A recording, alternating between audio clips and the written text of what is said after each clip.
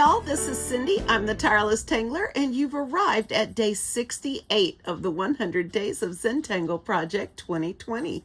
Thank you all so much for being with me for this last 68 days. It has been such fun with you. And thank all of you who have been sending me direct messages on Instagram. I love getting those. I love answering those, and I love seeing your art. So keep doing that. And if you haven't figured that out, don't forget there's a video on here that tells you how to sign up, or not to sign up, but how to load your art up and tag me with it when you get on Instagram, and how to find me and all that good stuff. So if you need to check that out, you can do that right up here. Okay, so our tangle today is my namesake. It is called Cindier, and it is by Yu Ru Chen. She is from Taiwan, and this is a really cool tangle. It is based on the tangle Huggins, the original Zentangle original pattern Huggins, and using a few easy strokes. This looks complex, but it's really not. And let me show you how it's going to go. Now, I am going to use one of my new Zendalas. Thank you to my friend in Canada for those. And I am going to step this out for you real quickly. Whoops, I had a bijou tile all ready to go. Here it is. I'm going to step this out here, and then I'm going to show you what I'm going to do on my Zendala. Okay? So this starts like Huggins starts. And if you're not familiar with Huggins, let me just show you a few little things. We're going to draw in some orbs. We're going to space them a little ways apart.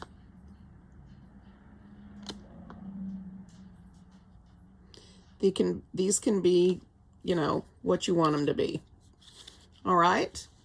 Now, here's the Huggins part. In the tangle pattern Huggins, let me get my glasses on. You know how I am. All right. Woo! Look at that. I can see.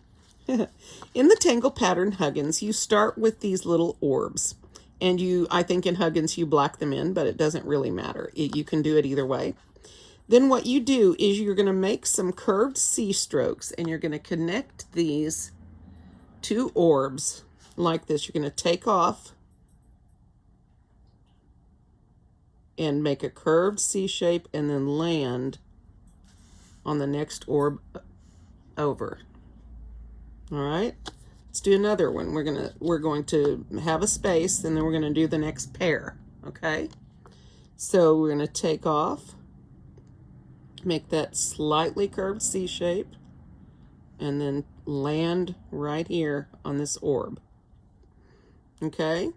And one of the reasons these are blacked is because you get a lot of ink strokes when you take off and land, and that's all right. Okay. The last two. Let's take off and land. Take off from one orb and land on the other. All right. And we're going to turn our tile over 180 degrees, and we're going to do that the other direction. Okay.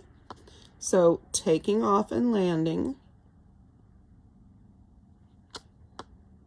Taking off, slight C stroke, and landing on the next orb over. Okay? And we probably could fit one more in over here. And let's go ahead and connect this here. All right? This is a very easy stroke. You might need to practice it. If you do, go ahead, because this is a stroke. This is a setup that you see over and over and over in tangle patterns.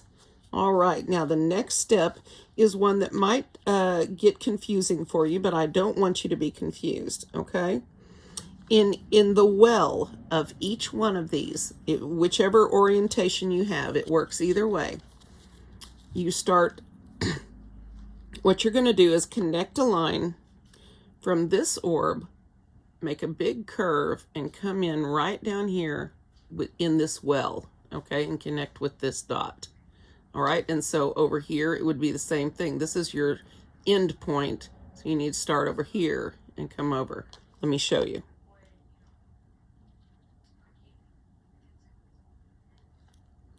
Okay, just like that. You can make those as big or as small as you want. And then the last one, we'll take off and land. All right. Now we're going to turn our tile over and we're going to do the same thing. Remember, we want to end in the well. Right here, we want to end right over here. So our start point is going to be, we're going to go over this orb. So our start point is going to be right here.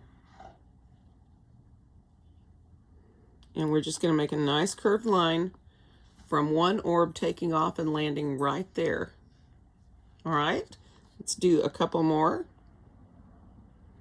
Taking off, making a nice big curve, and landing. Okay, right here is our end point. So we're going to skip an orb and take off from over here and land. I always find my end point first, and then I know where I have to go to start off. All right, so now fun stuff happens. We are going to draw some little hearts in here. If you have trouble drawing hearts, when you draw them in little V shapes like we have here, it's really easy. You can start your upstroke on the line, make two curved heart bumps, and just come in and land on that other line. Okay, and that'll make it really easy, and you can get a fairly consistent result. Two bumps and back down. Okay, I'm going to turn our tile. We probably have another one here because this will go in here. All right, so we'll have another one there. Okay, and so over here now we're going to put our heart strokes, starting on one side, taking off from one side and landing on the other. Two little bumps in between. Right, and let's see, this will go like that, and we'll stick another one in over there. All right, so the last step is to make an aura around the outside of the whole thing.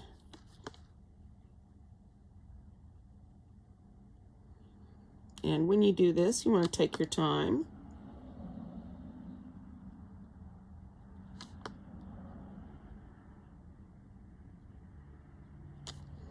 Okay, and then turn your tiles 180 degrees again and make this aura again.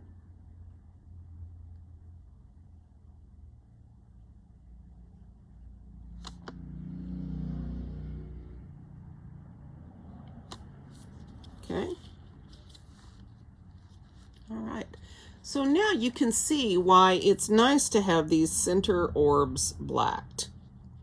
You get a lot of stray lines when you're taking off and landing from the same place. And I think it's really pretty. If you put the little highlight in there, I think it dresses it up really pretty. Really prettily.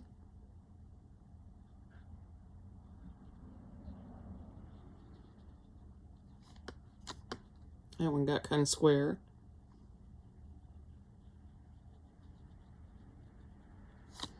Like so. This is one of the variations that you can do. And she had several variations on Tangle Patterns on her step out that you might want to look at. But you might have some ideas of your own at this point for things that you can do with it. Okay? Now, what I'm going to do today is I'm going to draw, whoops, there we go, that's better. Okay, so today, what I want to do on my Zentangle tile, and this is a Zentangle tile. It was a gift from one of you guys in Canada. Okay, so what we want to do here is I want to shape this. Here's my example tile. I want to make this in a circle so that I can put some kind of a focal point in the middle of it, okay? And so I'm gonna wanna make it go around the outside of this Zentangle. And one of the things that I struggle with when I put borders on Zentangles is that they're not evenly spaced around the outside. I tend to get shorter in on one side or do something funky. So in thinking about this, what I thought is I would just draw a string line where I want my outer edge to be. And if I'm careful, that's the thing. So I'm going to start by drawing a penciled line.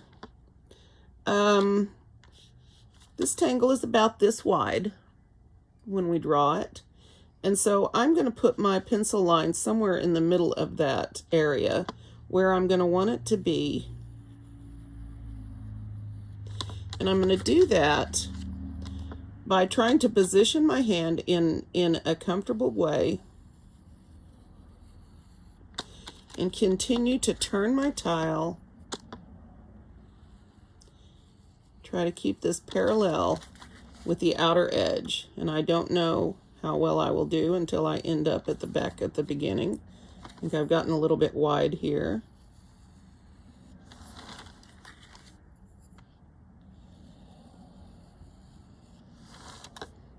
And again, all I'm doing is trying to make the same motion with my hand and turn my tile. So let's see how I did.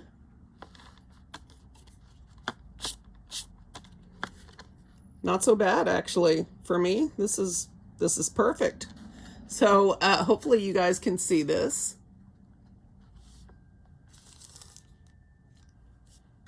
There. And I'm going to use this as a guide for my orbs.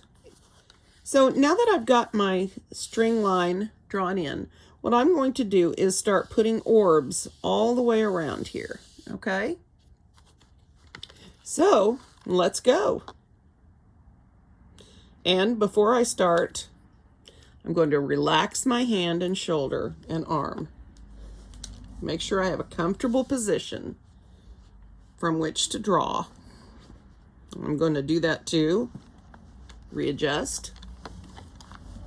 All right, ready to go. Here we are.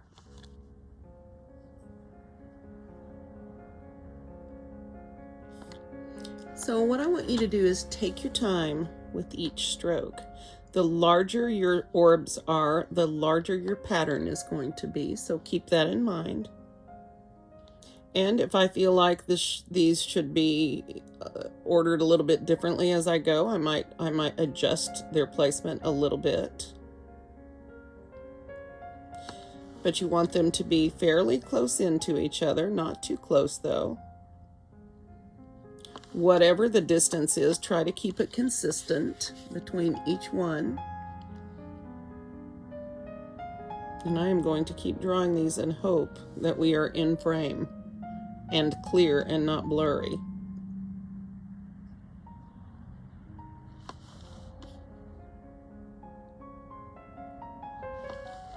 Okay, now I started with the orbs halfway into the line, and now I'm on top of it because for some reason I feel like this is too small or short over here, so I'm just adjusting as I go, and I could be making things worse. It's always a possibility with me.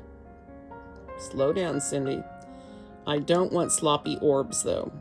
So I want to pay attention to where I put my pen to begin with and where I'm ending my pen stroke. And sometimes on my upstrokes I get a little jerk, but we make allowances for that and we move on. Those of you that struggle with shaky lines and such, I'm telling you right now, the most important thing you can do is slow down and relax. That is going to help you more than anything else. We are not in a hurry. You don't need to rush. I just want you to easily, gently, carefully place these little orbs, focusing in on the stroke of your pen, where your start point was, where your end point was, getting a nice clean stroke so that your orbs are as neat and pretty as you know how to make them. I think I'm going to need to spread these out a little bit further here because I think I started a little wider and then got narrower, but it's not going to matter. It's all going to work out. Sometimes we get the result we want. Sometimes we get something different. but it's always, no matter what it is, the result is fine. It is beautiful and perfect, just the way you made it. And now, excuse me, for Karen, I'm going to zoom out a little bit. Thank you for your comment, Karen. I appreciate that. All right. So now I am around my Zentangle with little orbs. And now we have to just pick a start point. So I'm going to just pick an orb, any orb, and I'm going to take off and land just like I did on the step out with my Huggins stroke. And again, that can be an experience. Just take your time, take off, and land with that slightly curved stroke of the pen. Every pair, I'm going to pair them up. I hope I don't have one too many. I forgot to count. But these have to be an even number, or it's not going to work out. We'll see what happens. Might have to stick another one in. And these are pretty close in, so I don't know. It'll be fun and interesting, won't it?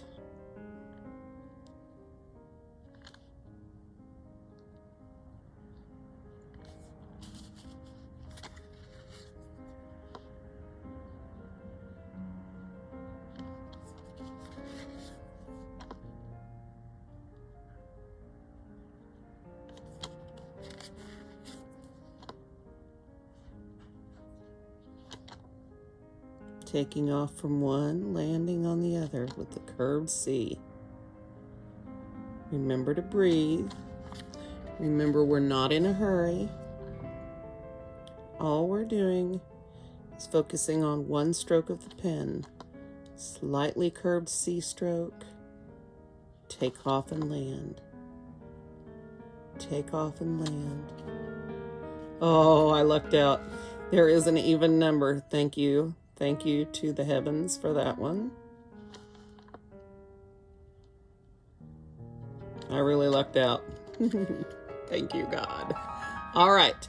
Now, we can't really turn our tile upside down, but remember, we're going to do our other stroke on the bottom, and we're going to connect these pairs like that on the bottom with the same stroke we just used. Taking off and landing with a slight C stroke.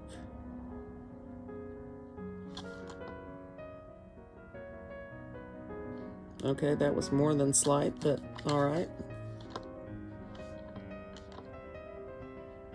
Oops. Okay.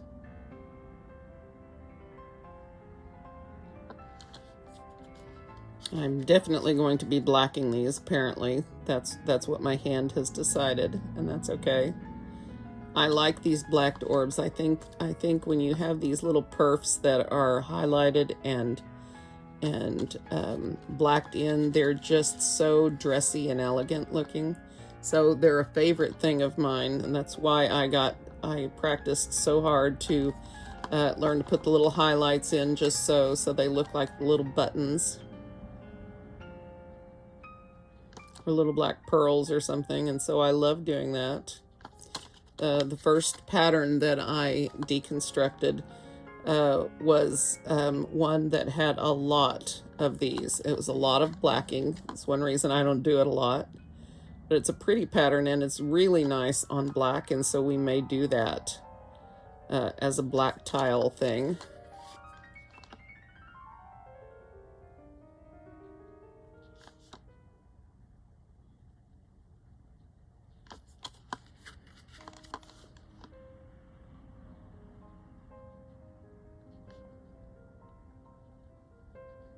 I had another CZT teach a class using it, a black tile class using that. It's a focal point tangle. It's pretty. I'll see if I can get a picture up for you. All right. Okay, so here we are. We've done our Huggins stroke, and we've made it around twice. Once on the top, once on the bottom. Just connect the pairs of orbs. Connect each pair, okay? And here we are. Now, I don't want you to get confused. This next stroke isn't hard, remember, but it takes practice. So find your end point, find a well, all right? And it can be any one that you want. It doesn't matter. We're going to do the same thing on each one.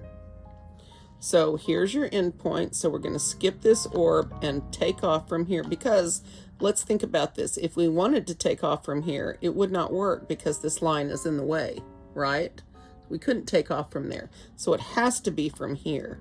And we're going to end up over here, all right? Just make a nice curved line. It looks a little funny, but it's going to work out perfectly. Here's your end point. So skip an orb and start over here. And just tuck right back in there. Right like that.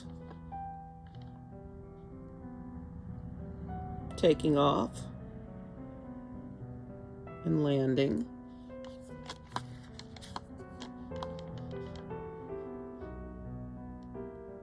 Taking off and landing. That one got skinny. Remember, you want to try to put a little curve in there, have a little bump. Okay.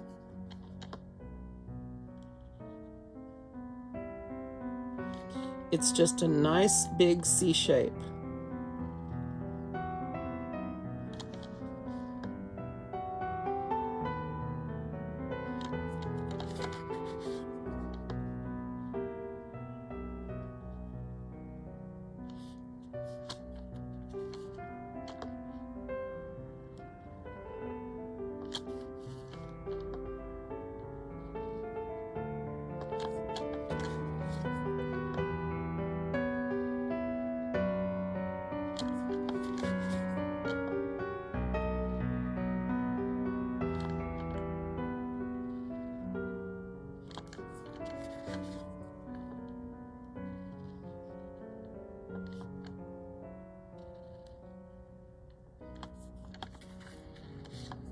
This is quite easy to do.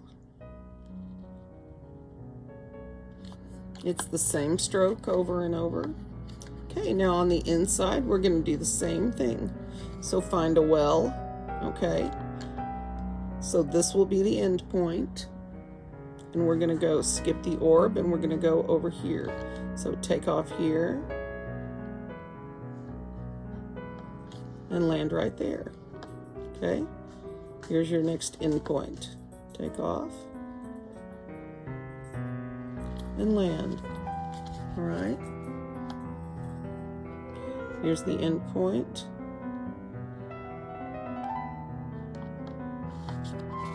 And I say that over and over because it helps me to remember.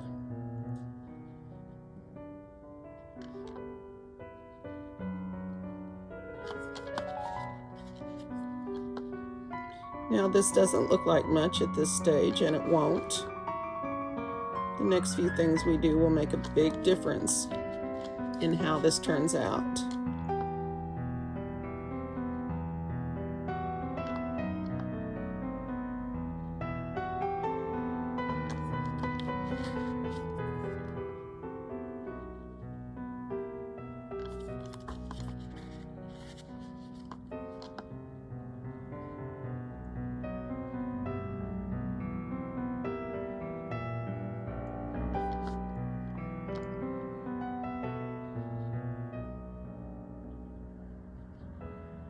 Definitely blacking those.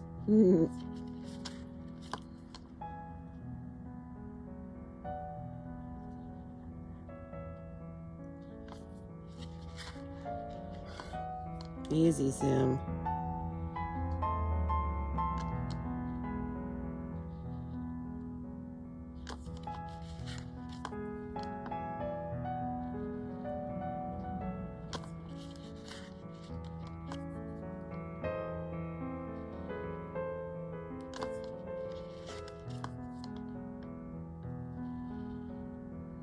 And there we are back at the beginning. Not bad, right? Okay, let's zoom out. All right, now let's add in our little hearts at every place where it looks like a V, okay? All of these little dips are going to get a heart.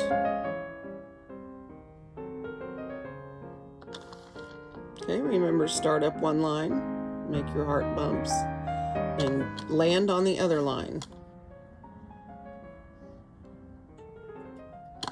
However you make them, try to make them the same way each time. Remember, we want consistency, not perfection. We just want them all to be alike, each step to be the same. Whatever the outcome is fine. Just take off, put 2 heart bumps, and land on the other line. A really easy way to create hearts by using a V. But if you've already got one there, you don't have to.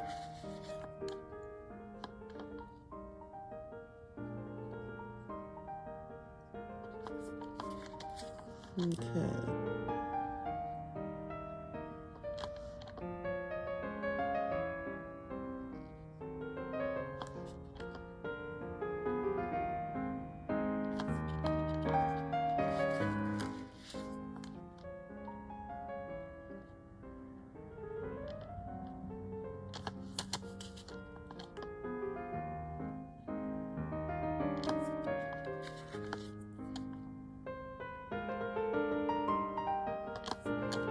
All right, my tireless tanglers, let's put in the other heart on the inside. This one, you just shift the way you draw it, but you still take off from one line, make 2 heart bumps, and land on the other line, just like that. Let's go this way. And if the heart curves in a little bit, that's all right. See what would be the best thing.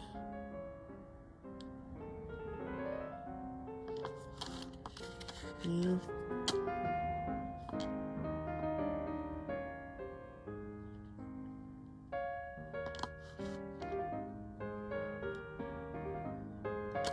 Remember, take off from one line and land on the other one. Whatever is most comfortable for your hand, do that.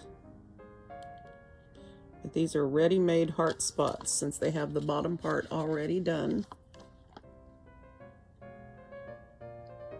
All you need to do is add the bumps.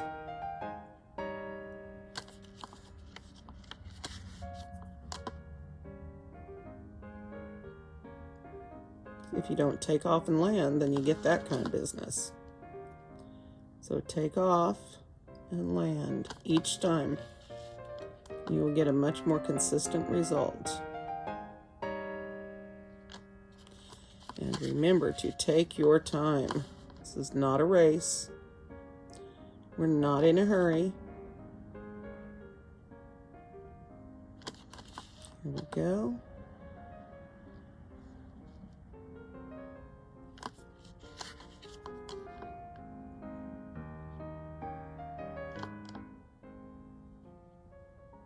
There. So now all that's left to do is draw our outer aura and embellish as we will. So, and I'm fairly pleased with how my border for this turned out. So I'm going to add my auras, and then I'm going to think in here how I want to handle the embellishing, because I want to do a typical Huggins embellishment, but first I'm going to black in all of my orbs, okay? So I think I'll do that first, and then I'll come back through and do my aura. So remember, when I do my orbs, I fill them all in except for a little crescent-shaped sliver. And I try to put that all on the same side. Of course, when you're working in the round, that can get a little confusing.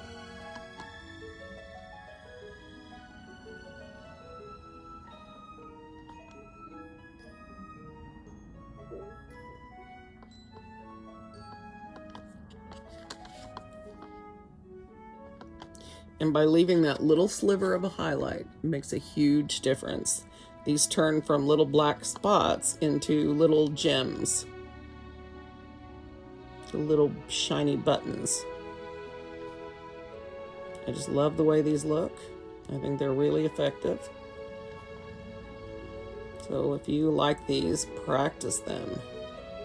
And it takes practice. I have drawn a lot of these little puppies. They show up in all kinds of tangles. And it's a technique, if you can learn it, that will really make a difference in how your finished pieces look. So I encourage you guys to practice this. Now, if you'll notice, they are all on the same side, but as I turn this, the light source would change. So in Zentangle, when we do things like this, we don't pay attention to a light source. And that takes out a big chunk of worry, I think, at least for me. They just shade and do things in a similar way to each other, regardless of the light source. And so that's a helpful thing for me. It keeps my life simpler. And in these cases where I have got some that aren't exactly, like if I've encroached too much on the highlighted portion, then I can come back in with my jelly roll and fix that up with a little bit of a highlight from that.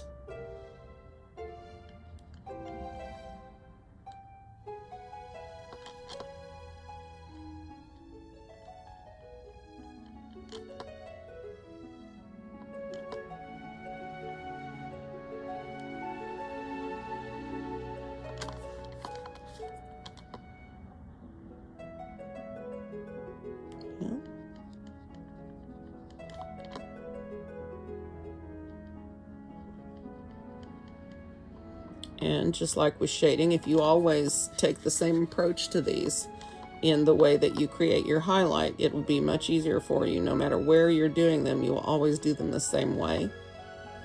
And that will help you out.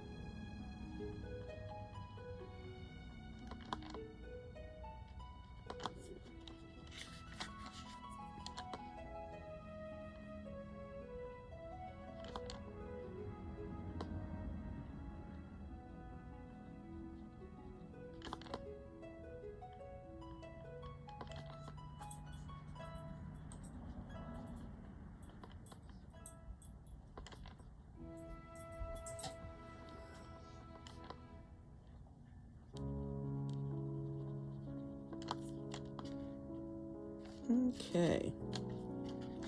So I'm going to have to repair some of those with jelly roll, but overall they're pretty good. Okay, so now I'm going to add my outer aura. And then we can discuss if we want to add any embellishing in here. All right, let's just get a start. Take a deep breath. Take your time. Again, the more slow and careful you are when you create things, the better your results are going to be. When you rush, it looks rushed. So take the time to do the small things well.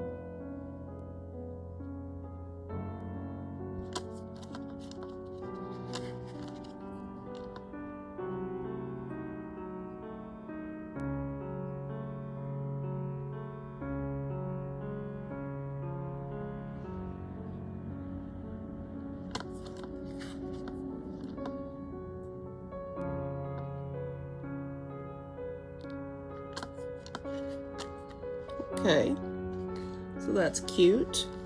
Now let's do the outer one.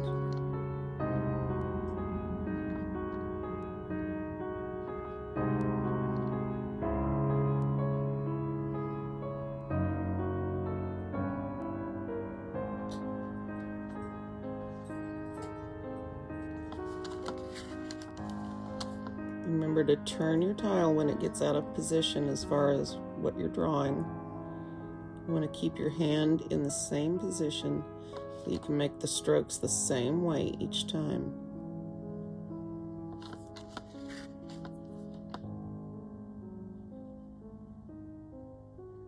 If you have to reposition your hand, it's time to turn your tile.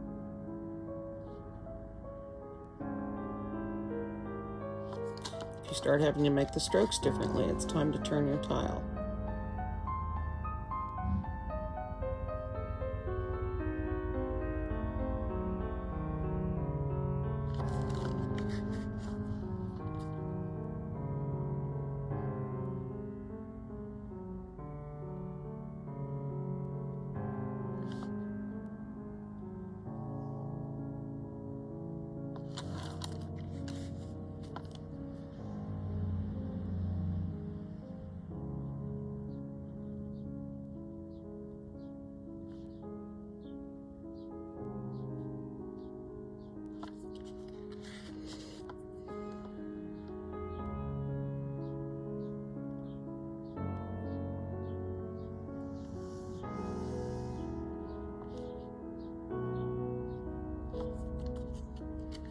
Oh, that's pretty. I love how that turned out.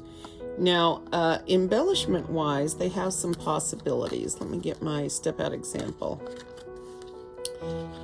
We can do a Huggins type embellishment where these are arid with the thin little aura, and that would come from this way too. I really, really like that idea. She also, in her step out, has something that comes like this. Like that, and that's pretty.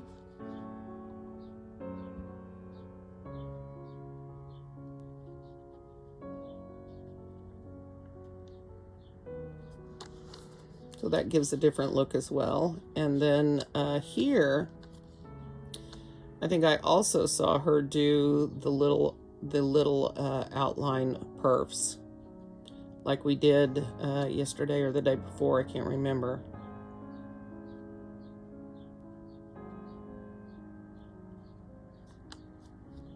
And that would dress it up on the outside.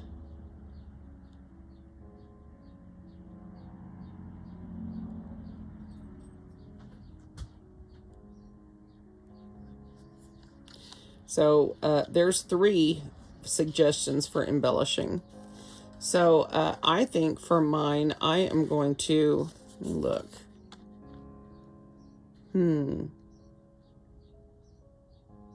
They all definitely have their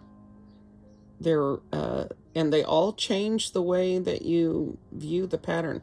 I think I'm going to use the standard Huggins one. So that means I'm just going to aura these lines with a thin little aura.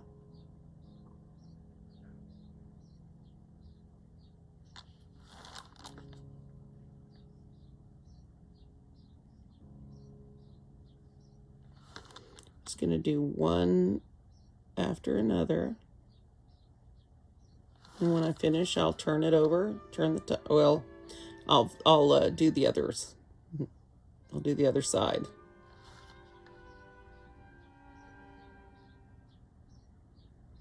This way I'm making the same stroke over and over.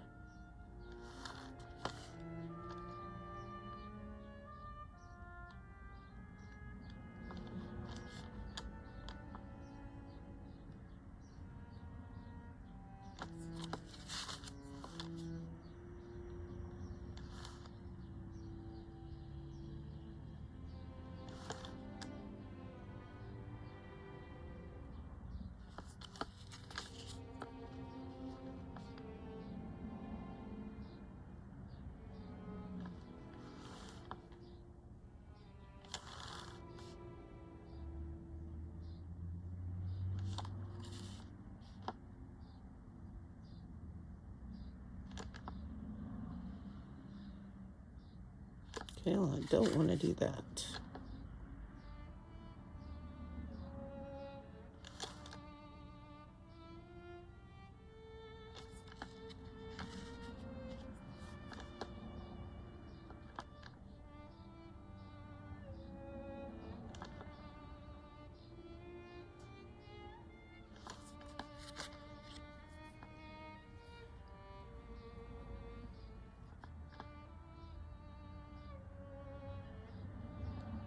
I'm having trouble getting this initial curve comfortably. So as I do this other one, I'm going to be careful. I'm going to come from the corner here where the heart is, and I'm going to start in there and just put a skinny R around this one now.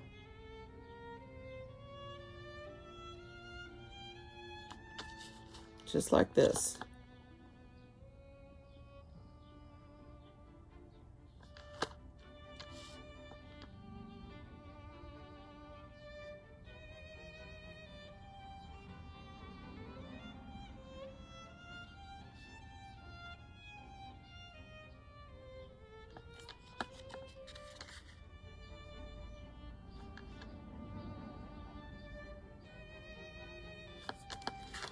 So I'm just finishing up these R lines.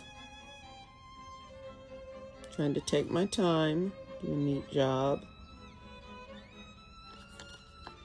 I really like this pattern. I like patterns that you can embellish and mess with, and that doesn't affect the pattern. It just changes the overall look of it, and I like that. Oh, I forgot to black this one.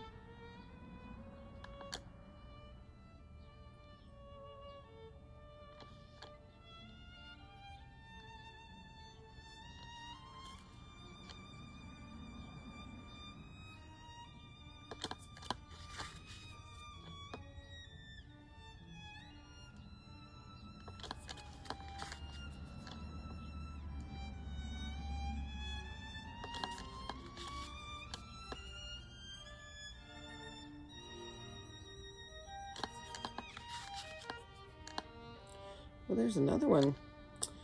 I was off my rocker a minute ago, wasn't I? All right, I think I made it around. Awesome. Okay, so this is what I've got. Hold on. This is what I've got so far. Now, let me show you what the shading on this is going to look like. And just a quick cautionary on that. Let me find my tortillon. Where you want to shade on this. This is a pattern of overlapping quality. So what you want to do is anywhere where it's a well, you're going to layer graphite right along that edge. And my caution to you is to not blend this up too far, okay? Let me show you.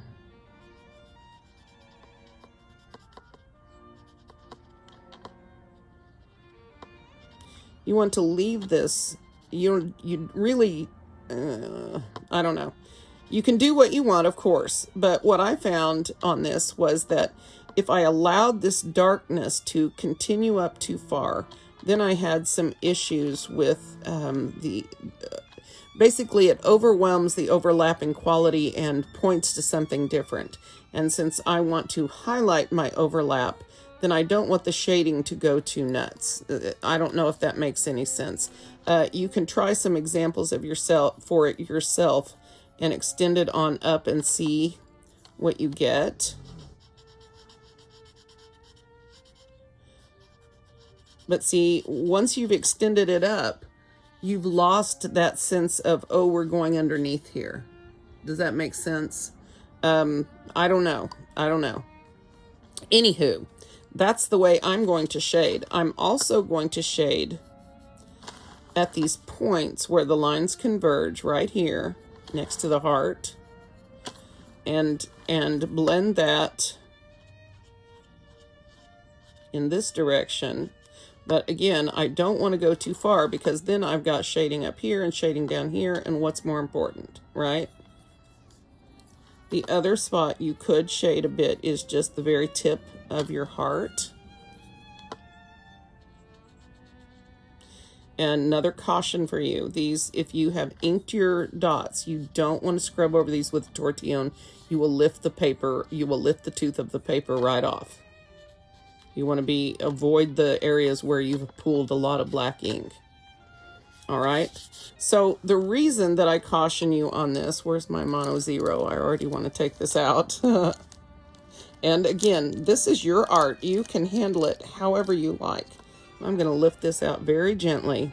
And again, a cautionary tale. You don't want to, if you're using a Zentangle tile or a Zentangle tile, you do not want, or even hot press water paper, color paper. Oh goodness, where is my mouth today? You do not want to scrub on the surface of this. I am barely going over the top of it. Every time, why does that scritch? Every time you do that, you damage the surface of the paper. And some of that damage is something we want. We want the color when we shade to be ground into the tooth of the paper. So that it's in there good. But we don't want so much that it overwhelms everything. And so once you've got some down and once you've worked the paper in this way, then my preference is to go easy on that on the uptick, especially if we're going to add a little shading right here in the corner, which I probably will. Does that make sense? So I don't know what you think. You can do, of course, as you wish. I am just going to continue to make my Huggins type shading right here where the lines come against each other perpendicularly. Again, I'm waiting for the comment that tells me that's actually it doesn't matter if they're right angles. I bet you that it does, though. I don't know. Once the kid gets into geometry, I'm pretty sure I will know again. Algebra is already fun.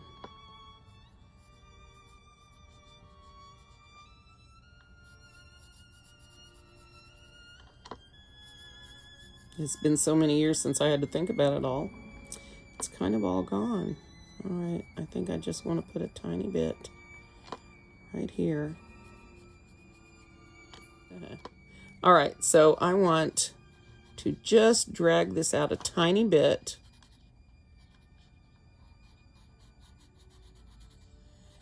And when I do my second shading pass, I'm going to focus the power of that right here on this crevice on each one and not add any more to this right here. Once I get this blended out, I just want a hint of color here to enhance the feeling of, oh, that's going in there, okay? So this is how I'm going to handle the shading on this. As far as the embellishing and things like that, I will clean up pin marks. Now, here's my challenge for you guys on this.